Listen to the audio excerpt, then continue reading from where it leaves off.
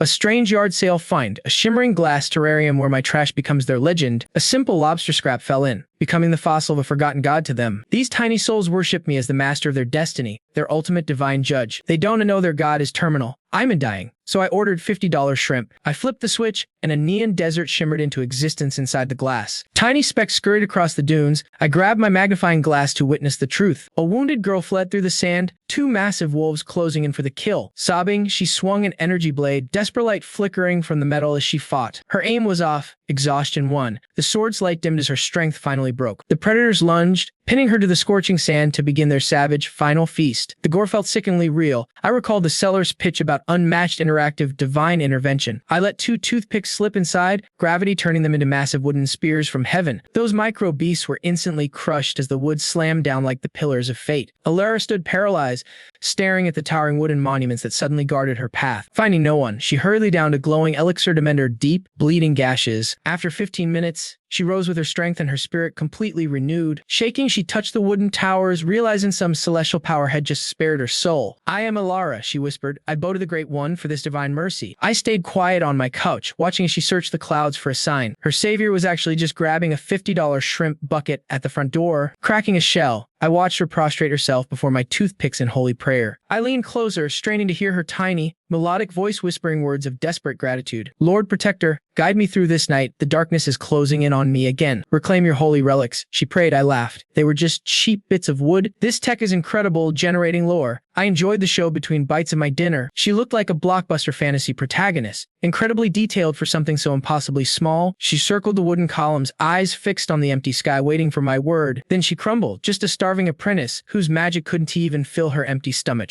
Hunger killed her pride. She eyed the rotting wolf carcasses, wondering if she could eat. She choked on the putrid meat. Gagging, a wave of genuine pity finally washed over me. I dropped a giant lobster claw right next to her small, shivering, hungry frame. The red shell hit the dunes like a falling skyscraper, rattling the entire glass world. She gasped at the armored remains of what looked like a legendary, prehistoric sea demon. A voice echoed in her soul, commanding her to feast. She looked up in total awe. God had provided again, she wept, directing her gratitude. The empty, artificial ceiling above, just the aroma of the meat seemed to fill her with the strength of thousands. She tested her steel against the shell, but the blade snapped like a fragile glass toy. The claw didn't have a scratch, while her only weapon lay ruined in the sand. She sobbed over the shards, a family heirloom they de-sacrificed everything to buy for her. I grinned. $800 bought me the most intense drama ever staged on screen. Her grief felt so real. I reached in to help her crack the armor open. To her, a colossal golden limb descended from the heavens to grasp the monster's hide. With a deafening roar, the impossible shell cracked open, revealing the feast inside for her. My hand retreated. "Eat," I commanded again, the word vibrating through her very bones. In that moment, she knew her deity's power dwarfed every legend her world ever told. Hunger took the wheel. She shredded that meat with a raw, feral intensity that felt totally inhuman. Watching her gorge like a predator actually made me hungry. Then it hit me. The physical shrimp in my bowl was vanishing. Holograms do not consume real matter. I stared at the two blood-stained toothpicks in my hand, my fingers trembling. That is actual monster blood. This is madness. Has the brain tumor finally rotted my mind, creating these vivid delusions? Rubbing my temples, I ran a scan. The camera feeds stayed locked onto that girl's every move. Everything else stayed dark. Is this strange window tethered strictly to a 300-meter radius around her? Suddenly, the earth hived. A massive subterranean nightmare was tunneling toward her at a terrifying speed. "Run," I screamed. "Get away from there, Elara." Still starving, she snapped to attention, clutching her shattered blade while scanning for the hidden killer. Clouds of amber dust exploded as the hunter closed the distance. It was an abyss sandworm. Hell, those things should be hibernating. What could have possibly woken up now? Sudden terror washed over her face. She looked back at the slaughtered wolf remains. While she was distracted, the 65-foot titan lunged, showing off a throat packed with rows of fangs. Gripping her ruined runic steel, she vaulted into the air to strike. The monster did not even see her. Taking advantage of its blindness, she buried the jagged metal deep into the beast's skull. The creature shrieked, its massive body thrashing in pain. My chest tightened as I watched the carnage. I spotted a lighter on my desk, ripped it apart, and salvaged the tiny electric igniter. "Jump," I roared. Elara obeyed, letting the thrashing worm throw her clear of the impact. Suddenly, the world shifted. The clear blue sky from moments ago vanished instantly. A freezing wind erupted. Darkness swallowed the sun as the sandworm froze in pure terror. Shaking violently, the beast tried to dig away, but a massive celestial weight pinned it down. A violent crack of purple lightning shattered the sky, incinerating the worm. then the shadows vanished, sunlight returned, only a glowing, glass-filled crater remained as a mark of the localized apocalypse. I exhaled, watching that giant parasite die from a single lighter click. I actually saved her. "You okay?" I asked. "I am alive because of you," she whispered. "I owe you everything. Great Guardian, I have nothing to give you, but ask any task of me. I am yours to command, truly anything. Literally anything. Got any more of those magic blades? That runic one is trash now. I only have a wooden practice sword from my master. Will that work, Lord?" "I will take it." Elara immediately started digging through her glowing storage bag. She pulled out a tiny wooden saber. Unsure how to offer it, she stood it up in the sand. "Guardian, my teacher forged this for drills. It runs on a flight grid and a low grade. Mana stone, even a novice can guide it with their mind. It is for telekinetic training." She spoke with total sincerity, looking at the splinter, which was narrower than a human eyelash. Picking it up with fingers was impossible. I slowly lowered my surgical tweezers into the enclosure. Massive silver pillars descended from the clouds, gently lifting the sliver of wood. Elara watched, paralyzed. Her god would not show his face. Maybe some cosmic law. I held the microscopic toothpick on my palm. This was not a dream. The box was real, Lord Protector. Can I bring this monster's claw back? My people are under orc siege. We are breaking. Tell me everything. Elara obeyed. Her master had bit the Stormhold order in this barren waste 12 months ago. The orc tribes, once peaceful neighbors, started a total war. They burned everything in their path. The fortress nearly fell, but fate intervened. The mages pushed them back, but the orcs adapted, moving to a more brutal tactic. They blocked the mountain, cutting off supplies to starve everyone out. Elara was the final hope. Either find help or find food. Hearing her, the reality finally set in. "Take it, Ivy got plenty to spare. So don't hold back. Seriously, there's more where that came from. This primeval Leviathan meat is loaded with essence to skyrocket your strength. It's essentially a high-grade elixir. With this enchanted fuel, those orcs don't stand a chance." Elara produced a leather pouch shimmering with arcane sigils. She pointed at the massive pincer,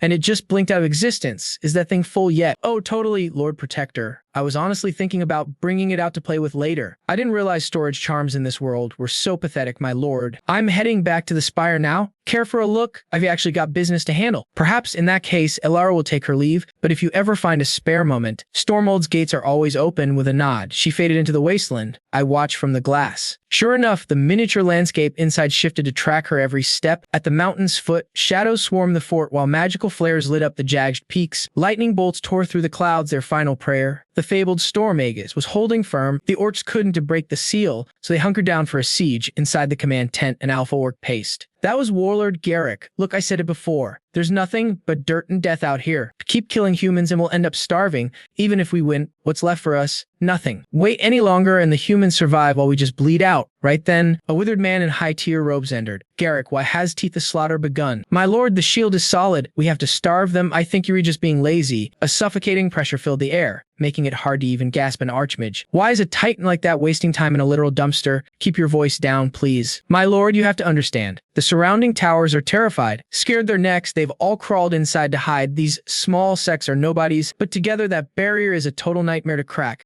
Whatever, I'm over it. Things with the archbishop are finally handled. Time to wipe these bugs out." Garrick cursed under his breath. "What a disaster. Why are my warriors meat shields for some wizard's midlife breakdown? But you're still useful. At least you've got them pinned. Nobody slipped away, right?" "Well, one girl did, but listen, sir, the shadow wolves are already on her tail." The old man unfurled a glowing scroll. Elara's face stared back from the parchment. "Is this the one?" Yeah, that's her." Suddenly, a scout burst in the tent to deliver news. "Chief, the pack we sent after the human. They're all slaughtered." "What? Did she run?" "No, she's actually charging straight back at us." "I'll kill her myself," Garrick growled. "No, let her in. We'll burn Stormhold and her together," the old man sneered. Garrick felt a chill. Stormhold burned everything they had just to get her out. If she's bringing backup, can we handle the Astral Sanctuary? They were the Highlands' most lethal sect. Avalon and the Alliance leader. Garrick knew the wizard was bad news, but not this connected. Why did a tiny sect trigger the sanctuary? Why was a master hunting a mere student? His gut said the answer would get him killed. Back in my room, the toy sword started shaking. It stretched and grew into a 3-foot blade etched with glowing, otherworldly symbols. I grabbed it, breathless. It was light as air and radiating warmth. But how do I swing this? I pictured the blade flying. The steel trembled, then slowly drifted off my palm. It floated there, gliding through the air wherever I looked. I snatched it back quickly. My heart was pounding against my chest. Items from the box actually worked in reality. I might have a shot if I can pull medicine from that world. I can beat this cancer. I tried to stay calm. First, I needed to find that old man, the one who sold me the box. Half an hour passed, and the street corner was empty. The neighboring seller cackled, mocking my obvious, costly mistake. They say his son stole cursed goods from shallow graves. The old man was just the front, a ghost. The boy got crushed underground. The father's heart failed. $800 vanished. I stood there, utterly broken. This relic carried death, but cancer had already claimed me. Suddenly my pocket hummed. Leo calling, heard you finally stood up to that snake. Good, meet at Evergreen Peak. I have a quick job. I accepted. Those mountains define the Silver Peak city skyline. During the ascent, fatigue vanished, raw power filled my soul. A pro climber struggled while I left them in my wake. They watched me sprint, powered by the glowing ancient steel. My body felt reborn. I needed Elara. I needed time. Above a ruined temple waited. Leo stood there in rags. He showed a permit. Even enlightenment needs government stamps now. Making money, Leo sighed. Those easy days are long gone. Mega churches and influencers have monopolized the entire spiritual market. The crowds stay home. You want to be my apprentice? Room and board only. I declined, despite our long history. Repaying the debt first. That night, I summoned the blade. Elara claimed flight followed willpower. I set the weapon down. I stood on the metal like a futuristic board lift. The steel hummed, lifting me high above the shrinking city. Something was missing from the cinematic moment. I pulled my phone and blasted some epic battle music. Now it felt real. I laughed, streaking through midnight clouds. Below, campers froze, staring at the sky in total shock. A man on a sword? No, literal wizard. Get that on video. Yeah, this goes nuclear tonight. Millions of views incoming by 3. I collapsed, totally spent. My flight sparked a frenzy. News of a Skyrider spread. It flooded every feed. People soon found the mountain shrine. Rumors claimed a legendary hermit lived within those ruined walls. By dawn, a sea of cameras blocked the temple entrance. Leo's mentor was confused. Nobody wanted wisdom. They wanted flight. The old monk pivoted, playing my soundtrack over the valley. Asked about magic, he just gave a silent, knowing smile. The mystery exploded. In town, the high priests were panicked. Reading the news, I smiled. Leo's busy. Fly again. In Eldoria, Elara sprinted through thorns. Her breath ragged. Capture meant death, but luck was riding her shoulder today. She reached the mountain safe and scanned the dark horizon. Orc camps filled the valley. Winge monsters circled like vultures. I ghosted back into the citadel, slipping through the secret rift-eyed rig before fleeing. A sharp familiar call split the air. I turned. It was my lanky sister Area. We collide in a frantic embrace. Thank God, I sobbed. Area hissed. The shield dies tonight. The core is shot. We're being buried alive. Suddenly, a massive crowd began to swarm. Local bosses hunting for safety rushed over. Seeing me alive, their faces flared with hope. They sighed in unison. Elara, please tell us you brought the heavy cavalry along. Did the council help? Their crushing terror was suffocating. We were totally out of time. I reached for the Titan's remains, but my teacher blocked me, her face like stone. Master Seraphina seized my arm, hauled me inside, and slammed those heavy oak doors shut. Instead of relief, she was vibrating with pure, cold fury. Why are you back here? I sent you away to live. Her anger was a front. The mission was a scam. She'd spent her last magic to blink me out, never dreaming I'd walk back in. Returning me in a death sentence, I couldn't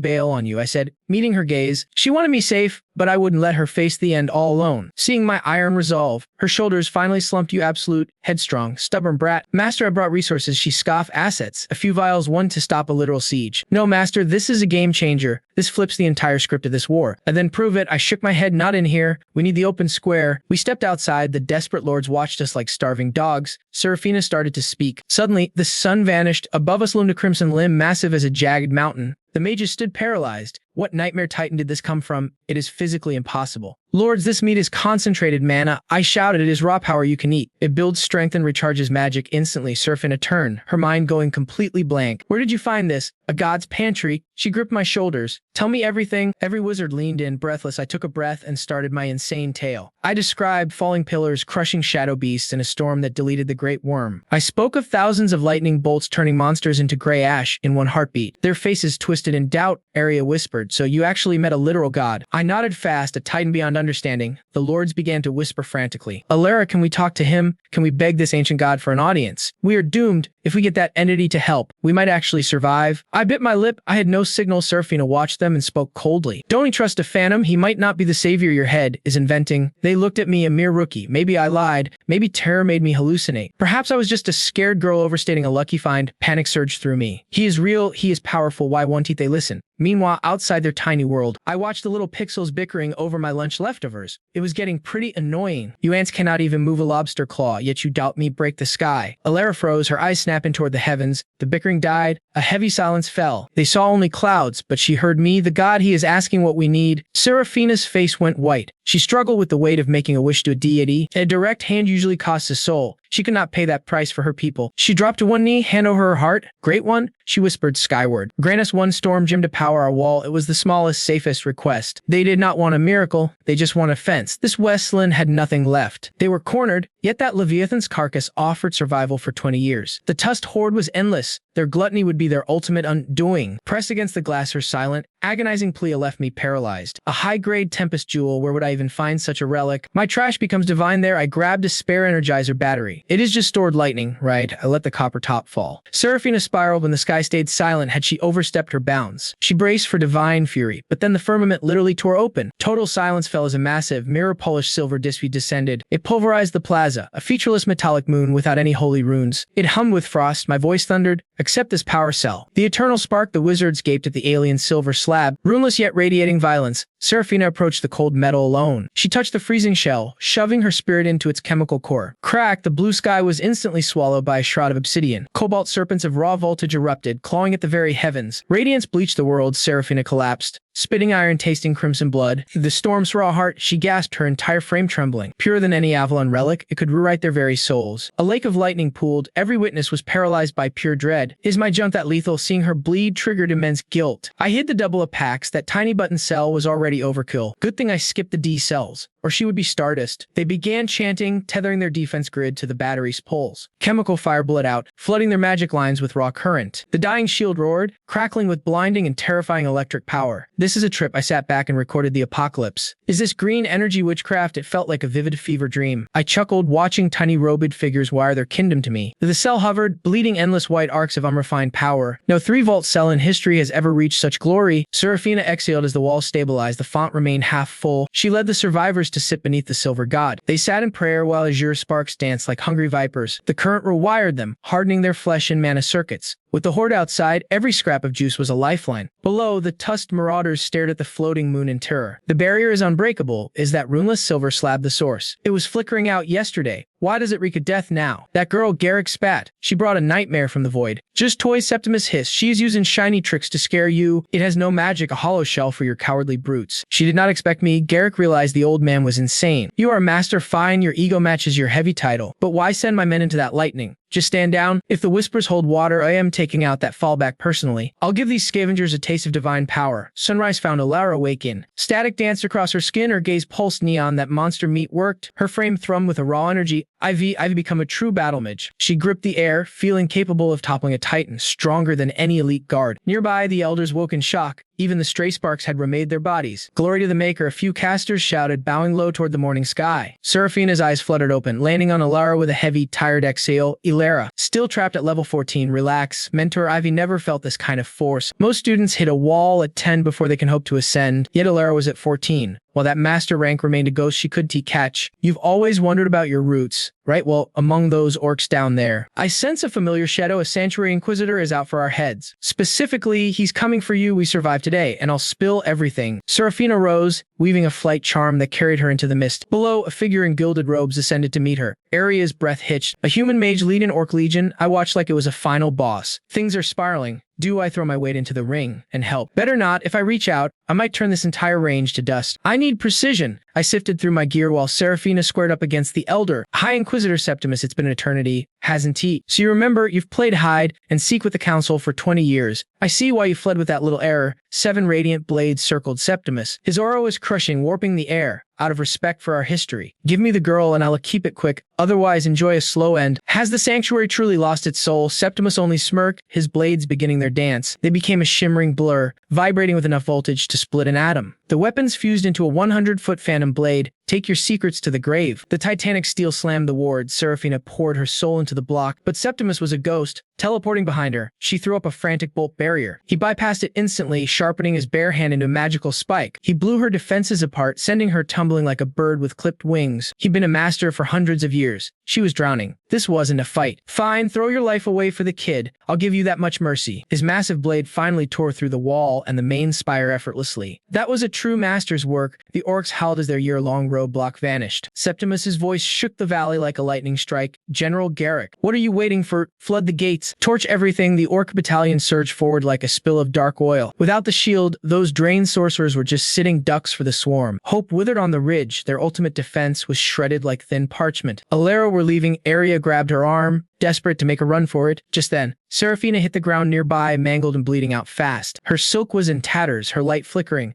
I bought you 20 years on credit. You honestly think there is anywhere left to hide? Septimus descended like the specter of death. I beg your ancient ghost for mercy before your time is up. He hissed. Elara's heart thrashed against her ribs. Her protector had already burned every bridge. Was he shackled by the physical constraints of her world? Would he pay a steep price for her life? I do not care if the sky screams today. Looming over the glass, my fingers gripped that high-intensity laser I bought for the tabby. I snatched it from the drawer. The pinpoint heat had to be catastrophic on a microscopic scale. As I took aim, a freezing feminine voice echoed inside Seraphina's mind. Surrender, Seraphina. Stop the resistance. Yield to the high priest. Trade the child and the red flute to save your breath. Seraphina let out a jag, hollow cackle as the psychic echo died away. I didn't save her for a lost cause. Elara, summon the Great Watcher this instant. Demand his wrath. Tell him the red artifact is his if he intervenes. Seraphina embraced her end, provided the holy daughter lived another day. Before Elara could even hit the floor, a lethal crimson pinprick flared in the heavens. That speck exploded into a white-hot spear of light that shredded the horizon. It struck from the abyss, impaling Septimus and drowning the smug warlock in brilliance. He shrieked, stacking every magic shield, only to realize his spells were toothpicks against the sun. He scrambled to slip into the void, but the ruby death ray followed his soul, turning bedrock into a boiling slurry. Within heartbeats, the archmage was gone, nothing but a drift of glowing suits. The brilliance died instantly, returning the world to a haunting, dead quiet. A smoking pit of slag was the only proof a legend once breathed. No remains. He was erased from reality in a blink. Back in my room, I let go of the button and rubbed my thumb to those specks. I was in apocalypse. Elara talked to me. I whispered toward the tiny glass world. I still breathe, mighty one, I am safe. Trembling, she remained whole. Seraphina realized the unseen titan was hovering above them once more. Elara, the bribe, mentioned the red nectar. Sky King Elara yelled, my teacher yields our greatest treasure as a tribute to you. Payment can wait. Fix this mess first. It is a disaster. Elara repeated the command of the masses. Warlord Garrick was vibrating with fear, his skin slick with a freezing panic dew. He felt the cosmic eyes tracking his every heartbeat. A power that deletes mages could kill his planet with a sigh. Garrick collapsed before her. Mistress Seraphina, my hunger clouded my mind. Take my head, but let my warriors live. They are just pawns and will march them north and vanish forever. I swear it. This was a last-ditch plea to prevent the total genocide of his kind. The wizard seethed, but seeing a 3-meter brute sobbing for mercy stopped them cold. Seraphina, Exil, I cannot judge you. The voice from above will decide. Staring in the tank, I realized these people were just toys in a dead man's game. I spotted the feline-featured girls among the beasts. I could not pull the trigger again. Enslave them no more. Let them work for you instead. I commanded. Elara looked confused, the watcher. He says you must become his domestic animals. Animals. What kind of madness is this? Garrick stammered, lost in total bewilderment. Like the way the High Lords leash their prize hounds, Elara whispered. Rage simmered in Garrick's veins. Broken or not, his tribe still held on to their dignity. A giant hunk of fried dropped from the sky. It hit the dirt like a falling moon near the summit. The smell was divine, thick with pure energy. Food, Elara said. The master sends his mercy. Garrick stood there, mouth open at the impossible feast. This is for us, this holy gift. The orcs lost it, charging the hill of fried poultry. Dying men finally tasted something other than dust. They had never seen such spice or holy manna. You are truly wise, Lady Elara, Garrick panted. I am no wolf, I am just a loyal dog. Forgive me, I will be a dog for him too. He started barking, crawling toward the grease like a stray. Pride died there, he had to eat. The mages watched, their own guts screaming in envy. I would bark too for just one bite. Elara spoke, the master wants you humans gone. Wait, is that the meat of a legend? A phoenix, I just tossed out my lunch trash. A single drumstick became a legend in their world. By nightfall, the survivors were rebuilding the ruins.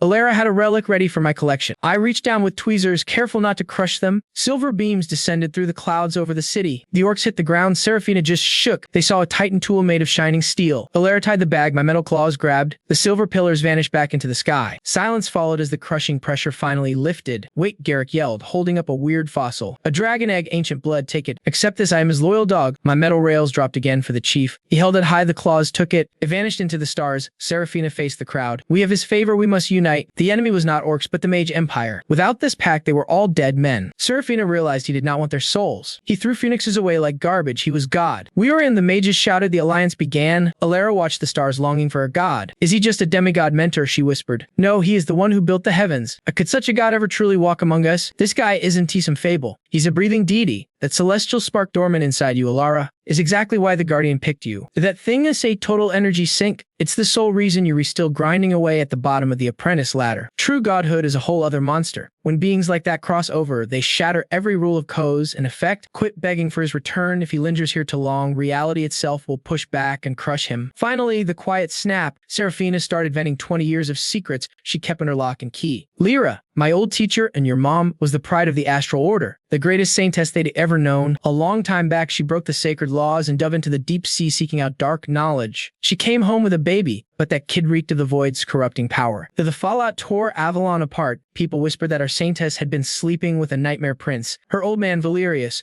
was a washed-up priest willing to do anything to gain more power before kicking the bucket. To protect his image, he sold out his family, trading his daughter's life for a taste of godhood. He threw her to the wolves. During her trial, she literally blew up her own spirit just to give you a chance. That explosion forced the elite wizard back. Your birthday was nothing but a bloodbath. And knowing the old man would kill you for your powers, she pleaded with me to grab you and disappear. We ghosted Avalon that same evening, hiding out in the shadows using fake identities. I chose this dead zone to hide you, but those scavengers still tracked your energy signature. Elara felt the floor drop away. She never guessed her whole existence was rooted in such a brutal betrayal. Part holy child, part shadow hair, she had a divine engine humming in her ribcage. We were lucky that being found us. Without him, we'd both be rotting in some unmarked hole by now. After 20 years of looking over her shoulder, Seraphina felt safe. That star beast was their new bodyguard. She was ready to die tomorrow if it meant the girl lived. But meanwhile, back in my reality, I couldn't move. I was watching a high-stakes fantasy drama play out right on my coffee table. That was one hell of a sad story. I could barely wrap my head around the misery inside the glass case. I tried to sleep it away, but when I woke up, the tiny loot I'd fished out hadn't vanished. Now they were full scale, and sitting on my desk, a weird leather satchel was literally absorbing the morning sun. I had a bottle of glowing red juice, a giant rock egg, and 7 blades that felt like ice to the touch. Serious mystic firepower. In the middle was a thick, gold-trimmed book called The Eternal Grimoire. I was hooked. If I learned this stuff, maybe I could kill the sickness rotting my insides. I pulled the old book open. It didn't want my eyes, it wanted my intuition. The second I brushed the page, a massive surge of cosmic data slammed into my brain. The facts burned into my skull like a high-speed download. Whenever the math got too hard, I'd yell for a tip.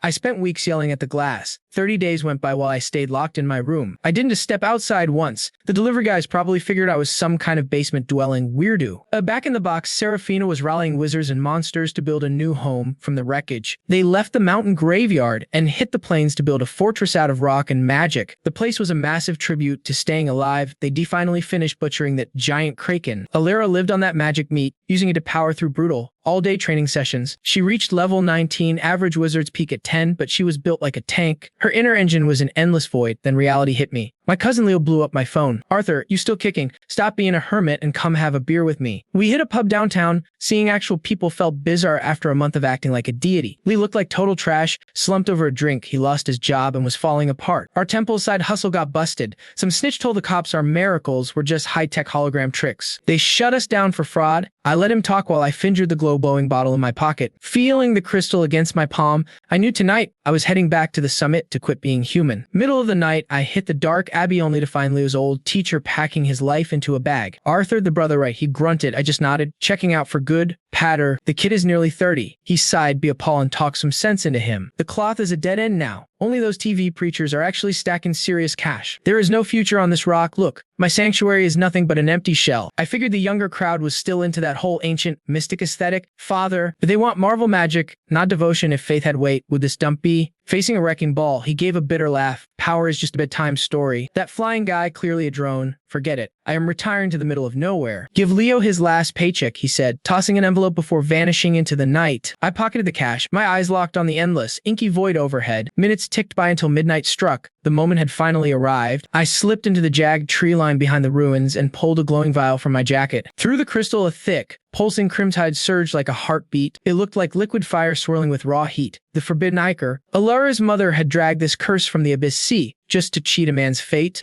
A single drop could make a god from nothing, igniting life where there was only ash. I breathed the freezing air and crushed the glass. Not one drop touched the dirt. Instead, burning veins of fire climbed my arm, weaving deep into my flesh. Within 10 seconds, the tempest hit my blood. Violent energy shredded my internal systems. The agony nearly snapped me, but I used old world chance to stay conscious. I began drinking the chaos level 1, 2, 3. I was breaking through. My core energy skyrocketed, shattering every mortal limit in 3 minutes flat. I breached the high adept wall. Suddenly, the sky above the skyline let out a scream. Moonlight died as a massive storm at the horizon. World-shaking thunder rolled in. Electric blue serpents coiled in the clouds. Teenagers on the ridge ran for their lives. They scrambled from their tents, swearing at the sudden arrival of the apocalypse. The weather app said clear. They yelled, ditching their gear. Look up, a girl shrieked, pointing at the peak. Every face turned toward a pillar of raw electricity. A massive strike split the world, blinding the city as it slammed into the woods.